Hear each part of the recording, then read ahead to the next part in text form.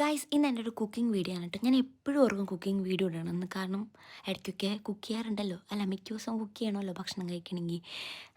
അപ്പോൾ ഞാൻ പറഞ്ഞു തന്നത് എൻ്റെ മീൻ കറി കുറേ പേർക്ക് ഇഷ്ടമാണ്, ഫ്രണ്ട്സൊക്കെ നല്ലതെന്ന് പറയാറുണ്ട്.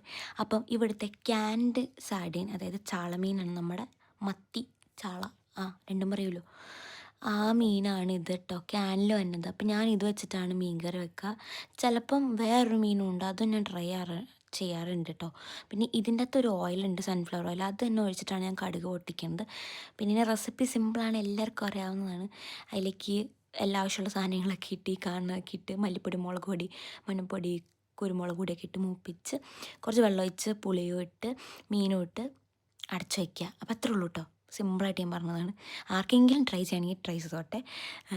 അപ്പം ഞാൻ ഇതിനകത്തേക്ക് മീനൊക്കെ ഇട്ട് അടച്ചു വെച്ചിട്ടുണ്ട്. ആ സമയത്താണ് എനിക്ക് എവിടുന്നോ ഒരു തേങ്ങാപ്പാലിൻ്റെ ടിൻ കിട്ടിയത്. അപ്പോൾ ഞാൻ ചോദിച്ചു എന്നാൽ അത് അങ്ങ് ഒഴിക്കാമെന്ന്.